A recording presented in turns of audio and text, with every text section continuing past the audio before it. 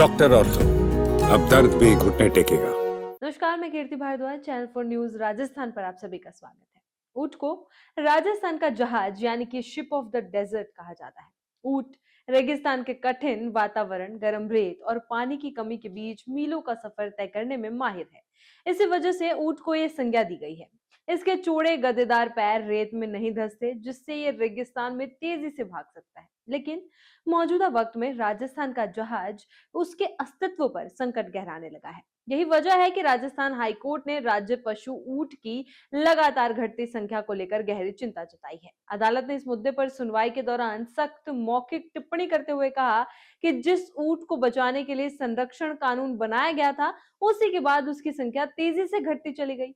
Court ने कहा कि बेहद गंभीर स्थिति है, लेकिन राज्य सरकार इस पर अपेक्षित ध्यान नहीं दे रही है। यह टिप्पणी उस समय आई जब हाई कोर्ट स्व प्रेरणा से दर्ज एक जनहित याचिका पर सुनवाई कर रही थी। मामले में राज्य सरकार की ओर से जवाब दाखिल करने के लिए और समय मांगा गया है। अदालत ने सरकार को समय देते हुए फिलहाल सुनवाई को अप्रैल तक के लिए स्थगित कर दिया, लेकिन साथ ही ये भी संकेत दिया कि ऊंट की घटती संख्या को लेकर राज्य सरकार को गंभीरता से कदम उठाने होंगे।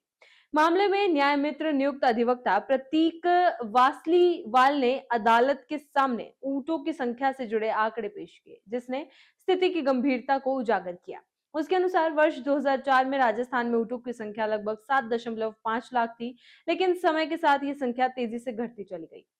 वर्ष 2015 तक ये घटकर 3.26 लाख रह गई। इसके बाद गिरावट का सिलसिला और तेज हो गया। 4 साल बाद 2019 में ऊंटों की संख्या घटकर करीब 2.13 लाख रह गई और 2021 तक घटकर लगभग 1.5 लाख के आसपास पहुंच गई। इस तरह करीब 1.5 दशक के भीतर ऊंटों की आबादी में भारी गिरावट दर्ज की गई है। ये स्थिति उस राज्य के लिए और भी चिंताजनक मानी जा रही है, जहां ऊंट को न केवल पारंपरिक जीवन शैली का हिस्सा माना जाता है, बल्कि उसे राज्य पशु का दर्जा भी दिया गया है। अधिवक्ता प्रतीक ने अदालत को बताया कि वर्ष 2015 में राज्य सरकार ने ऊंट को राज्य पशु घोषित करते हुए इसके संरक्षण के लिए विशेष कानून लागू किया था। इस कानून का उद्देश्य ऊंटों की सुरक्षा सुनिश्चित करना और उनकी संख्या को संरक्षित रखना था। लेकिन विडंबना यह है कि कानून लागू होने के बाद ही ऊंटों की संख्या में तेजी से गिरावट देखने को मिली। उन्होंने ये भी बताया कि हाईकोर्ट ने वर्ष 2022 में इस मामले को लेकर स्वतः संज्ञान लिया था और राज्य सरकार से जवाब मांगा था। अदालत ने जुलाई 2022 में सरकार को नोटिस जारी कर स्थिति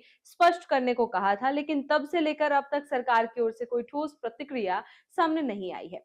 सुनवाई के दौरान यह भी बताया गया कि संरक्षण कानून लागू होने के बाद ऊंटों की खरीद बिक्री पर लगभग पूर्ण प्रतिबंध लग गया। पहले राज्य के विभिन्न हिस्सों में लगने वाले पशु मेलों में ऊंटों की बड़ी संख्या में खरीद बिक्री होती थी, जिससे पशुपालकों को आर्थिक लाभ मिलता था। लेकिन प्रतिबंध लगने के बाद इन मेलों में ऊंटों का व्यापार लगभग बंद हो गया। इसके कारण ऊंट पालने वाले पशुपालकों की रुचि धीरे धीरे कम होने लगी। पहले जहां ऊंट उनके लिए आजीविका का एक महत्वपूर्ण साधन था, वहीं अब कई पशुपालक इसे आर्थिक रूप से लाभकारी नहीं मानते। नतीजतन ऊंट पालन की परंपरा भी कमजोर होती जा रही है। इसके अलावा कानून के तहत ऊंट को एक जिले से दूसरे जिले या राज्य से बाहर ले जाने के लिए जिला कलेक्टर से अनुमति लेना अनिवार्य कर दिया गया है। इस अनुमति की प्रक्रिया को पशुपालक बेहद जटिल और समय लेने वाली बताते हैं। कई मामलों में अनुमति मिलने में महीनों लग जाते हैं, जिससे पशुपालकों को भारी परेशानी का सामना करना पड़ता है। विशेषज्ञों का मानना है कि मौजूदा कानून केवल ऊंटों के वध को रोकने तक ही सीमित है। इसके अलावा ऊंटों के संरक्षण